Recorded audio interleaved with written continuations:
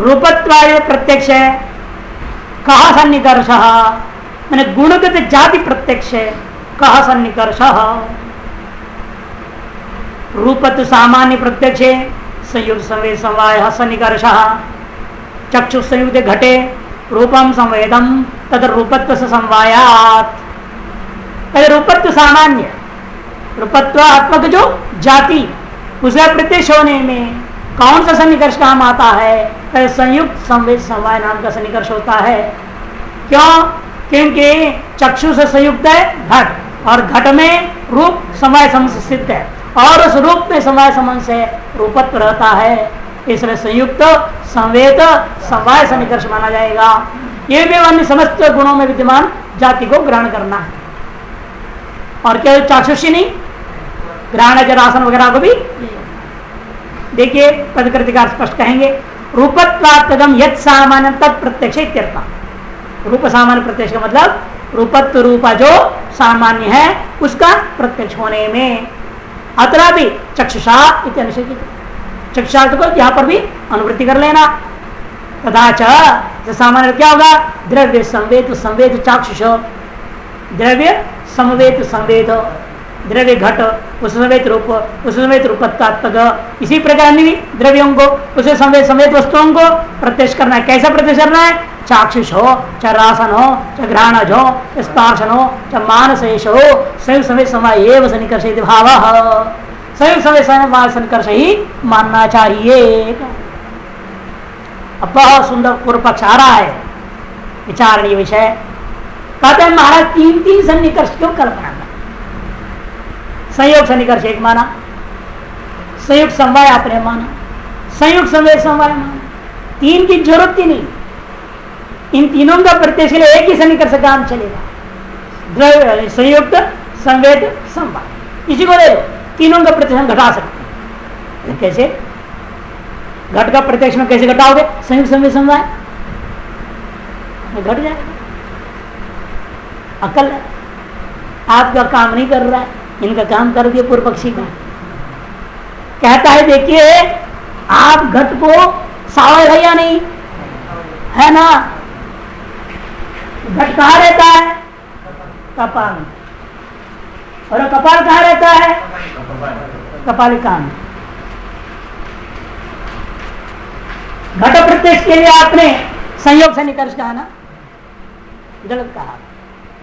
होना चाहिए समय समय क्यों? चक्षु का संयोग हुआ कपालिका से, उसमें संवेद है कपाल, उसमें संवेद है घट, तो चक्षु संयुक्त संवेद समवाय सन्निकर्ष है। चक्षु के घट का प्रत्यक्ष हुआ कि नहीं हुआ? और उस घट में रूप है ना, इसका प्रत्यक्ष की बात है। अब यहां से हटाओ इसको, चक्षु का संयोग कर दो कपाल से, उस कपाल में है घट समवाय संबंध से, उस समय से रूप है, तो चक्षु से रूप का प्रत्यक्ष पर क्या हुआ?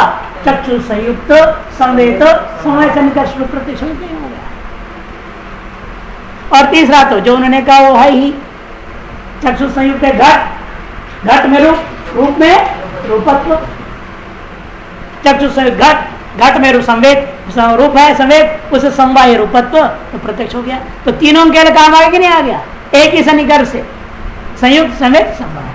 तो तीन तीन क्यों मानोगे? संख्या के कटरो कम हो रहा है, राघव है, आप इतना महान गौरव कार्य क्यों कर रहे हो?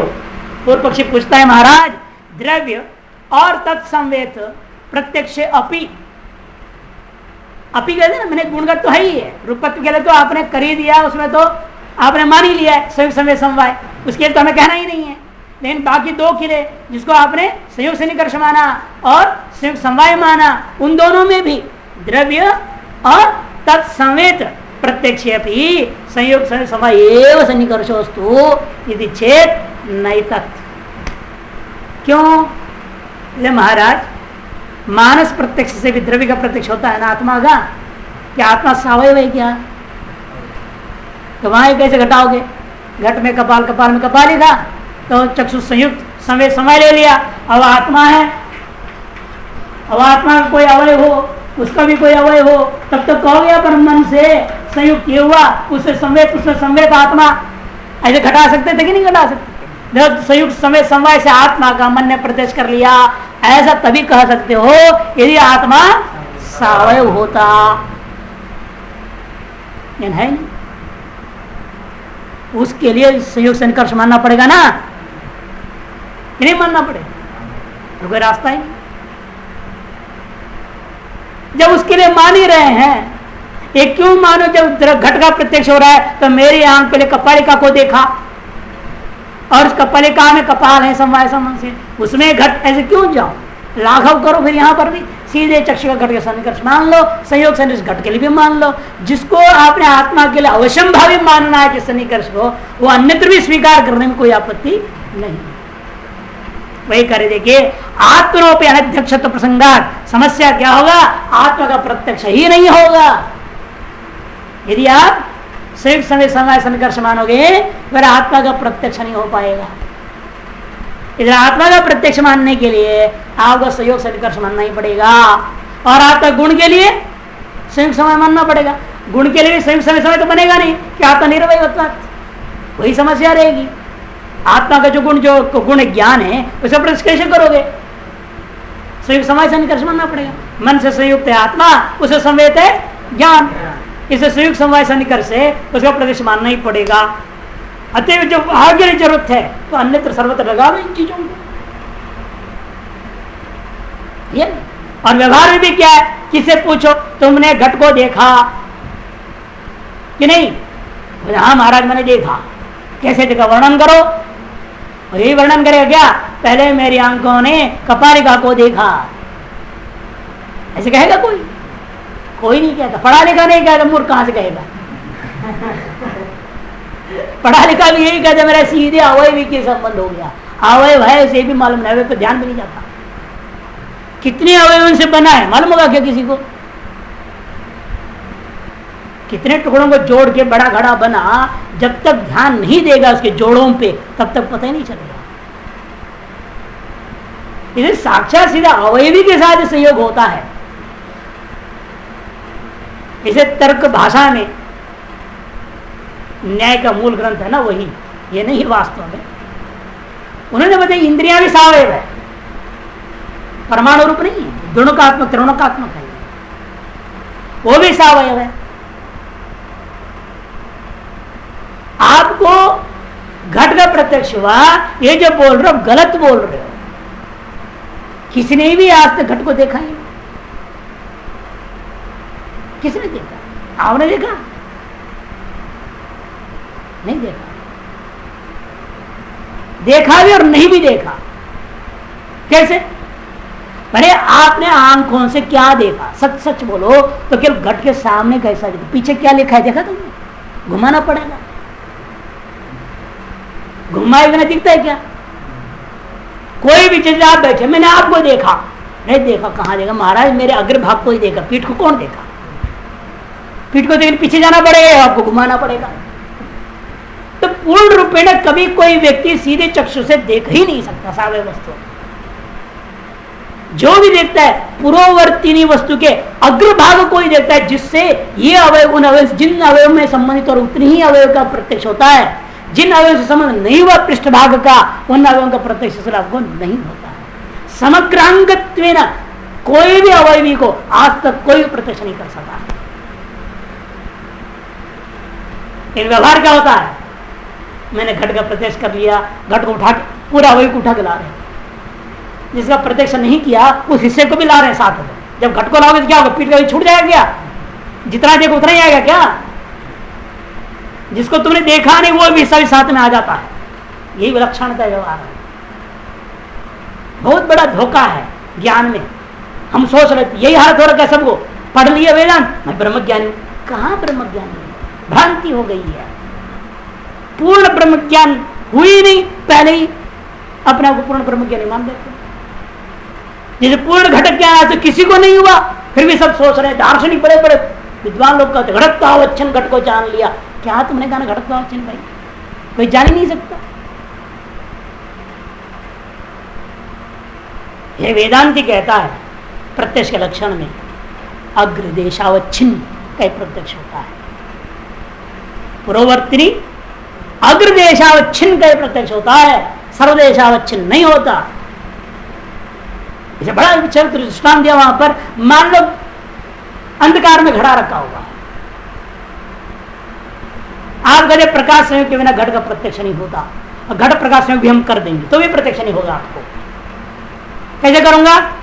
दीपक को अंदर रख दूंगा, घट के भीतर पर ढक्कन लगा दूंगा, हल्का से छेद छोड़ दूंगा, अब बाहर खड़ा करो, अब घट दिखेगा अंधकार में आपको? घट का अंतर्देशावच्छेद में प्रकाश संयोग है, बहिर्देशावच्छेद प्रकाश संयोग न होने से घट का प्रत्यक्ष नहीं होता। इसे केवल प्रकाश संयोग कारण है कहने से नहीं होगा। बहिर्देशावच्छेद प्रकाश संयोग, बहिर्देशावच्छेद घट प्रत्यक्ष के प्रति कारण बनता है। ये सूक्ष्मता है ज्ञान की प्रक्रिया है। इसलिए यहां पर कहते हैं आत्मा का प्रत्यक्ष ही नहीं होगा यदि आप सर्वत्र समय समय से निकट स्वीकार करने लगोगे। क्यों? आत्मा निरवय है। जहां सावयव है वहां कल्पना, भले आप दार्शनिक कोई पूर्व पक्षी कल्पना कर ले, लेकिन लोक व्यवहार में ऐसा नहीं होता कि मेरे आंख पहले कपालिका को देखा, फिर कपालिकाओं में कपाल को देखा, उसमें घट को देखा, अरे द्रव्य सही है घट का प्रत्यक्ष किया। ऐसा कोई व्यवहार में नहीं होता, बल्कि जो व्यवहार हो रहा है वह भी भ्रांति ही है, असम्यक ज्ञान, सम्यक ज्ञान नहीं। और कहते ठीक है भाई, तत्र च का से निकलती है। सूत्र में आगे कहते हैं भाई ठीक है, शब्द प्रत्यक्ष का सन्निकर्ष, शब्द प्रत्यक्ष कौन सा निकर्ष काम होता है? श्रोत्र ने शब्द साक्षात्कार संवाह सन्निकर्ष, कर्ण विवृत्ति आकाश श्रोत्रत्वात्, शब्द से आकाश गुणत्वात्, गुण गुणोश संवायात्। शब्द का प्रत्यक्ष में कौन सा निकर्ष काम आता है? यहाँ संयोग से शुरू नहीं कर सकते आप। ये जो इंद्रिय है श्रोत्र इंद्रिय एक ऐसा है, यह आकाशात्मक ही है और आकाश निरवय है, इसे संयोग की संभावना खत्म है। किसके साथ संयोग कर? निरवय कहीं संयोग होगा क्या? आकाश के साथ संयोग होगा क्या? नहीं। इसे कहते हैं कर्ण विवरवर्ती आकाशस्य श्रोत्रत्वा। कर्ण विवरवर्ती, कर्ण के जो छिद्र के भीतर में जो आकाश है वो आकाश श्रोत्र नामक इंद्रिय है। अतएव श्रोत्र के द्वारा जो शब्द को मैं साक्षात करना चाहूंगा तो वह समवाय सन्निकर्ष मानना पड़ेगा। क्यों जी? क्यों शब्द से आकाश गुणत्व है। ये शब्द क्या है? आकाश का गुण है, और श्रोत इंद्रिय क्या है? आकाश है। श्रोत इंद्रिय क्या है? आकाश है। शब्द है आकाश गुण, गुण गुणिनो समवाय, गुण गुणी का संबंध समवायी होता है। इस शब्द का श्रोत इंद्रिय के साथ आकाश आत्म श्रोत से संबंध होगा, समवाय ही होगा। अतः समवाय सन्निकर्ष उसका प्रत्यक्ष होता मानना चाहिए। किंतु समवाय का प्रत्यक्ष होता है क्या?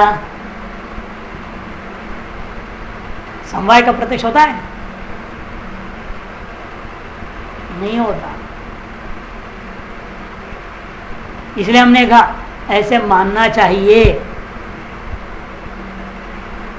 दार्शनिकों ने व्यवस्था दी, गुण समवाय संबंध से रहता है, इसलिए हम समवाय सन्निकर्ष मान रहे हैं। अब घट रूप जो है घट में समवाय संबंध से है बोल दिया, आपको समय दिख रहा है क्या दोनों के बीच में? बल्कि वेदांती कहता है वो दिखाई देता है। वेदांती कहता है घट में घट रूप तादात्म्य संबंध से, तद्रूप नहीं विद्यमान है। घट से भिन्नत्व कुछ प्रतीत नहीं होता है रूप नाम से। अच्छा, घट अभिन्नत्व ना, गुण दृष्टिया भिन्न कल्पन भले करूं, किंतु वास्तविक दृष्टिया वस्तु दृष्टिया अभिन्न है। भिन्नाभिन्नात्मक तादात्म्य संबंध रूप से वहां रूप हमें दिखाई देता है। घट में वहां तादात्म्य दिखाई दे रहा है। क्यों? वह घट और घट रूप अत्यंत अभिन्न रूपेण उपस्थित है। तदेव आत्मा अस्य इति तादात्म्य, तस्य भाव तदात्मा तस्य भाव तादात्म्य। माने घट रूप का आत्मा माने स्वरूप निष्ठा कहाँ है? घट ही है। घट ही है आत्मा जिसका, उसका नाम तदात्मा, तस्य भाव तादात्म्य नाम का संबंध मानना। ये तो महसूस होता है क्यों? घट हम उठाते हैं, घट रूप भी उससे अनन्य भाव स्थित अनुभव में आ रहा है। लेकिन समवाय नाम के पृथक पदार्थ है और रूप और घट अलग अलग चीजें हैं, गुण और गुणी, उन दोनों को जोड़ रहा है समय नाम का संबंध, ये दार्शनिक ने कहा और हमने माना, इतना ही कहना पड़ेगा, अनुभव का विषय नहीं है। अनुमेय समवाय संबंध का भी अनुमान करते हैं, 5 चीजों का बीच में समवाय संबंध माना उन्होंने, गुण गुणी, क्रिया क्रियावान, द्रव्य और गुण, अवयव अवयवी और नित्य द्रव्य का विशेष के साथ, इन 5 स्थलों में वे बीच में समवाय नाम की चीज कल्पना करते हैं। शब्दत्व साक्षात्कार कहा सन्निकर्ष, शब्दत्व साक्षात संवेद समवाय सन्निकर्ष, श्रोत संवेद शब्द शब्दत्व से समवाया, शब्द साक्षात्कार में संवेद समवाय सन्निकर्ष मानना। क्यों?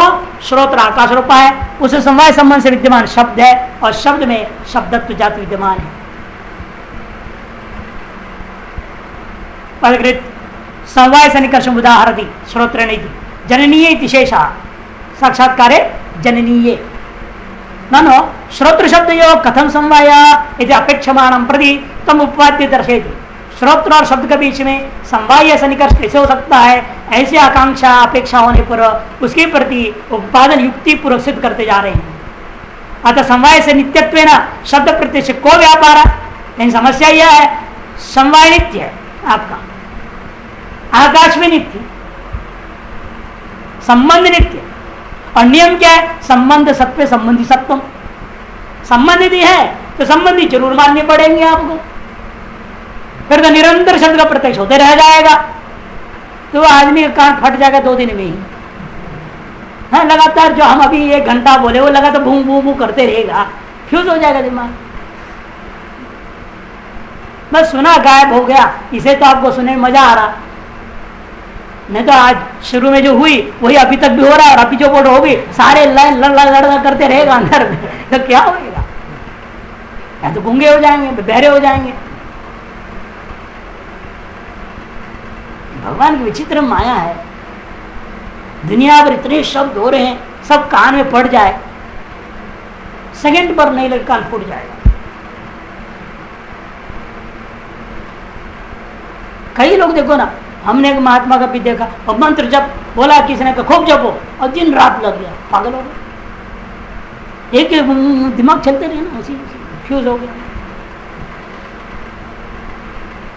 बड़ा मुश्किल से ठीक कर रहा, किया गया उसको, दवाई दी, वो दी, दुनिया को किया, तब जाके थोड़ा ठीक हुआ।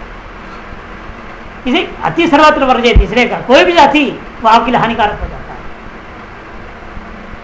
है। यहां पर भी करें भाई कैसा हो सकता है, नित्यत्व शब्द प्रत्यक्ष को व्यापार, ऐसे कोई व्यापार भी माननी पड़ी जो अनित्य होगा, निरंतर शब्द सुनाई देते रह जाएगा। व्यापार अनित्य बीच में, जिसकी वजह से शब्द का प्रत्यक्ष निरंतर नहीं होता है। तद शब्द श्रोत्र संयोगो च इति गृहाण, स्वयं शब्द एक व्यापार है, और स्वयं शब्द क्या है? अनित्य, उच्चारण से उत्पन्न है ना, स्वयं अनित्य, स्वयं टिकेगा नहीं, नष्ट हो जाएगा। मतलब सुंदर पसंद न्याय से अंत शब्द उपाय शब्द को नष्ट करके खत्म हो जाते हैं, और शब्द स्वयं ही नष्ट हो गया, अतः निरंतर एक शब्द को सुनाई नहीं देगा। और दूसरा व्यापार क्या है? श्रोत्र मन संयोग, वो अनित्य, संयोग अनित्य होता है। मन कभी शरीर से जुड़ा, कभी वहां भाग जाता है, कभी वहां भाग जाता है, कभी चक्षु से जुड़ता है, कभी रसन से जुड़ता है, कभी जो है कहीं जुड़ रहा है, 10 इंद्रियों के भागते रहता है, वो संयोग अनित्य, आते हुए निरंतर आपका शब्द प्रत्यक्ष नहीं होता। भले संबंध नित्य है, एक संबंधी भी नित्य है, लेकिन जो दूसरा संबंधी है वो अनित्य शब्द, और प्रत्यक्ष कारण श्रोत्र मन संयोग वो भी अनित्य। शब्दत्वेति श्रोत्र जननीति अनुकर्षणीय, अनुकर्ष शेषा, अनुवृत्ति शेष है कि श्रोत्र ने क्या भी अनुवृत्ति कर लेना भाई। अभाव प्रत्यक्ष कहा सन्निकर्ष, अभाव प्रत्यक्ष में कौन सा सन्निकर्ष काम करता है भाई? अभाव प्रत्यक्ष विशेषण विशेष भाव सन्निकर्ष, विशेषण विशेष भाव। निर्भर होता है शब्दावली कैसे बोलते हैं। भूतले घटो नास्ति, भूतले घटा भाव ये कहना, और घटा भावत भूतलम कहने में बहुत फर्क है। आप यदि कह रहे हैं भूतले घटा भाव, तब भूतले क्या है? सप्तमी अंत है ना। भूतले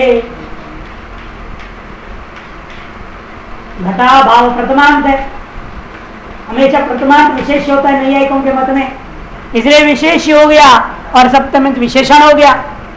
और यदि मैं उल्टा करूं इसको, घटाभाव विशेषण बनाऊंगा कैसे? घटाभाव वद भूतलम, ये प्रथमा हो गया। ये विशेषण क्यों बना? ये वद प्रत्यय है ना, ये वद प्रत्यय मतुप है, अस्मिन अर्थ में ले लो। घटाभावो अस्मिन अस्ति, तो सप्तमी आ गया ना, सप्तमी अर्थ आ गया। वद प्रत्यय श्रुति बता रहा है घटाभावो अस्मिन अस्ति घटाभावद, और जो सप्तमी होता है विशेषण होता है। इसलिए घटाभाव का प्रत्यक्ष के लिए ये वाक्य पढ़ोगे तो विशेषता से निकर्ष माना जाएगा, और यह वाक्य बोलोगे तो विशेषणता से निकर्ष। ठीक है ना। यहां क्या हुआ? विशेषण से आप चक्षु संयुक्त हुआ और उसमें विशेषता देखा आपने घटाभाव में। चक्षु संयुक्त भूतले विशेष है घटाभाव, और संयुक्त विशेषता से निकर्ष से चक्षु ने घटाभाव का प्रत्यक्ष किया। ठीक उल्टा यहां पर चक्षु संयुक्त भूतल में अर्थात विशेष में भूतल हुआ, चक्षु का संयोग हुआ। चक्षु संयुक्त भूतल निष्ठ विशेषता निर्मित विशेषणता तो से निकर्ष से घटाभाव का प्रत्यक्ष होता है। रखोगे ना दोनों में, यहाँ चक्षु संयुक्त भूतल निष्ठ विशेषणता निरूपित विशेषता से निकर्ष से घटाभाव। चक्षु संयुक्त कौन है? भूतल, उसमें क्या है? विशेषणता। चक्षु संयुक्त भूतल निष्ठ विशेषणता से निरूपित है विशेषता, तार विशेषता बैठ रही है घटाभाव में, विशेषता नाम से निकर्ष से घटाभाव का प्रत्यक्ष हुआ। और यहां बोलूंगा तो चक्षु संयुक्त है भूतल, उसमें क्या रहेगी? विशेषता, उस विशेष निरूपित विशेषणता घटाभाव में। चक्षु संयुक्त भूतल निष्ठ विशेषता से निरूपित विशेषणतात्मक से निकर्ष से घटाभाव का प्रत्यक्ष उत्तर वाक्य में होगा। ये फर्क हमेशा ध्यान रखना। विशेषण विशेष भाव से निकर्षा घटाभाव भूतलम इत्यत्र चक्षु संयुक्त भूतले घटाभाव से विशेषणता। देखो साफ लिख दिया, घटावत भूतलम। यहाँ पर चक्षु संयुक्त कौन है? भूतल, वो है विशेष। उस विशेष में घटाभाव क्या है? विशेष, इसलिए विशेषणात्मक से निकर्ष होगा। इन बोला कैसे जाएगा? केवल विशेषणात्मक से निकर्ष करने से काम चलेगा नहीं। चक्षु संयुक्त भूतल निष्ठ विशेषता निर्मित विशेषणतात्मक से निकर्ष, यही कहना होगा। नीचे देखिए पदकृतिकार, विशेष विशेषण भाव विशेष भावश्च, दो अलग अलग है ये, दो सन्निकर्ष। विशेष विशेषण भाव एक सन्निकर्ष नहीं है, इसलिए अलग कर दिखा दिया। विशेषण भाव सन्निकर्ष विशेष भाव सन्निकर्ष बोध्याम। इंद्रिय संबद्ध विशेषणत्व इंद्रिय संबद्ध विशेषत्व या निर्भर होता है। इंद्रिय संबद्ध क्या है? इंद्रिय संबद्ध यहाँ विशेष है, इंद्रिय संबद्ध यहाँ विशेष है। कहीं विशेष संबद्ध हो जाता है, कहीं विशेषण संबद्ध हो जाता है। इसे इंद्रिय संबद्ध विशेष अथवा इंद्रिय संबद्ध विशेषण, इससे निरूपित जो जो होगा तदनुसार सन्निकर्ष मानना है। विशेषण भाव सन्निकर्ष उत्पाद्य दर्शेति। अब पहला जो दृष्टांत दिया है जो मूल में, वो विशेषण भाव सन्निकर्ष को लेकर के ही दृष्टांत है। विशेष भाव सन्निकर्ष का दृष्टांत मूल में नहीं है। अब विशेष भाव का दृष्टांत फिर क्या होगा वो भी दे दिया। यह भूतले घटो नास्ति इत्यादो विशेषता सन्निकर्षो अवश्य। यहाँ विशेषता सन्निकर्ष नहीं पड़ेगी। यह घटाभाव क्या हो गया? विशेष हो गया। भूतल हो गया विशेषण। क्यों? सप्तम्यंत से विशेषणत्वा, हमेशा सप्तम्यंत विशेषण होता है, तृतीयांत हेतु होता है, पंचम्यंत हेतु होता है। ये नियम है सामान्य व्याकरण का, उनको ग्रहण करना है। प्रत्यक्ष प्रमाण से निष्कृष्टम लक्षण किम?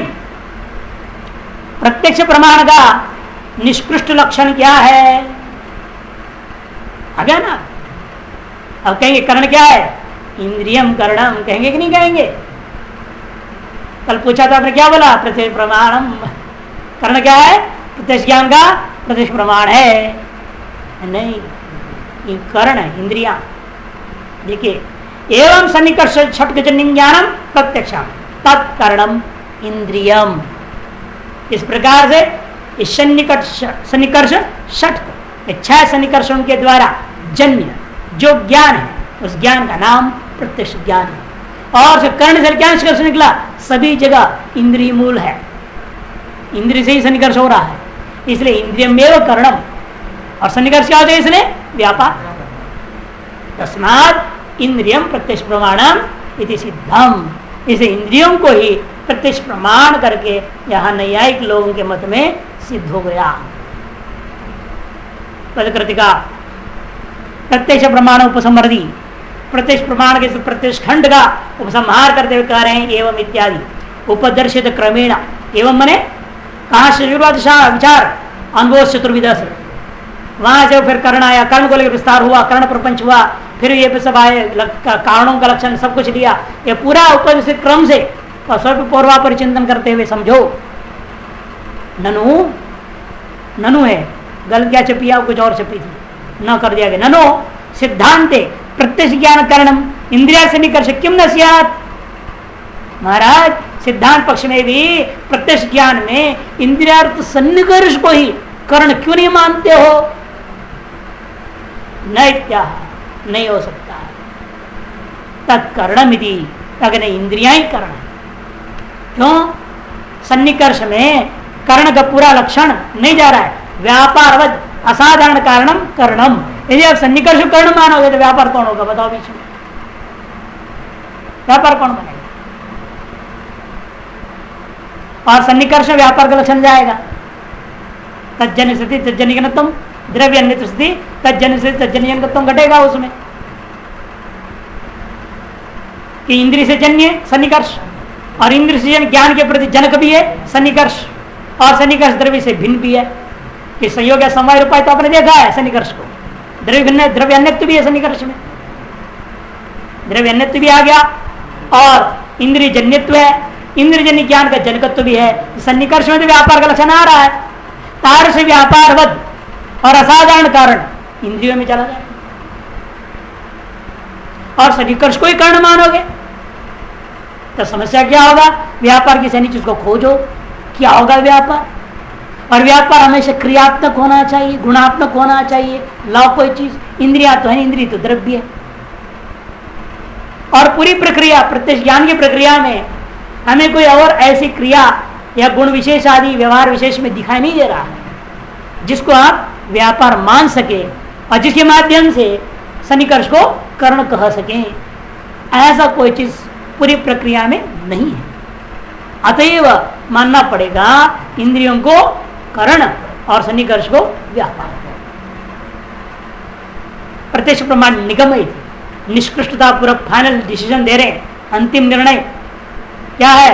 प्रत्यक्ष प्रमाकरणत्वात् इत्यर्थ। इंद्रियां ही कर्ण है। क्यों? प्रत्यक्ष प्रमा का बहिकरण होने से। सिद्धांत का मतलब क्या? न्याय सिद्धांत सिद्धम इत्यर्थ यदि पदकृति के प्रत्यक्ष परिच्छेद।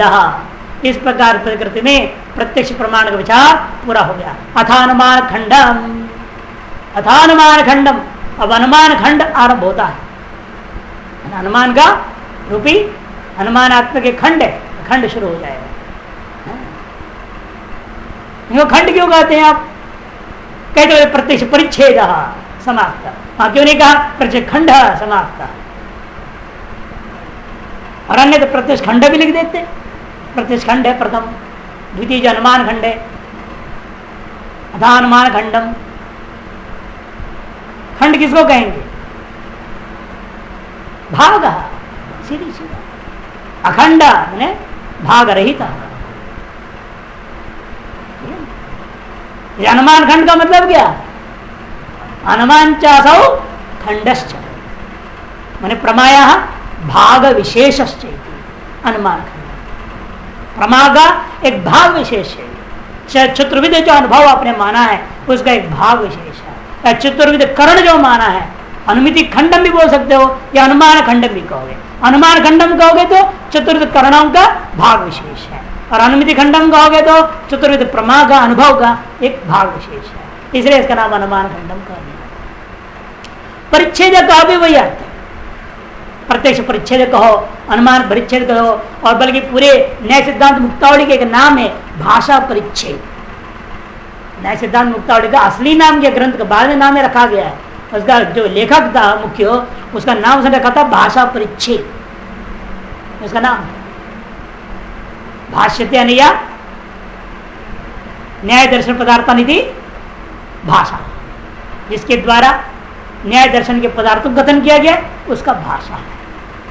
और पदार्थों में सीधा कथन नहीं किया, परिच्छेदशः भागशः कथन किया है, इसलिए उसका नाम भाषा परिच्छेद। परिच्छेद का मतलब भाग होता है। अनुमान से किम लक्षणम, सबसे पहला आया अनुमान का क्या लक्षण कि अनुमिति करणम अनुमान, अनुमिति का जो करण है वो अनुमान कौन है, आगे और विचार होगा। प्राचीन मत में परामर्श को मानेंगे, लिंग परामर्श को, और नव्य मत में व्याप्ति ज्ञान ही करण, जो हमने कल लिखा था व्याप्ति ज्ञान नव्य मत के अनुसार।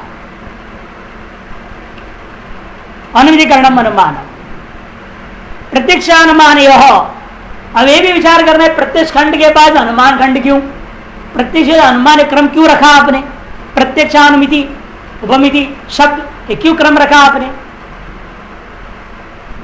प्रत्यक्ष के बाद अनुमिति क्यों, तब कारण यही है प्रत्यक्ष और अनुमिति कार्य कारण भाव है।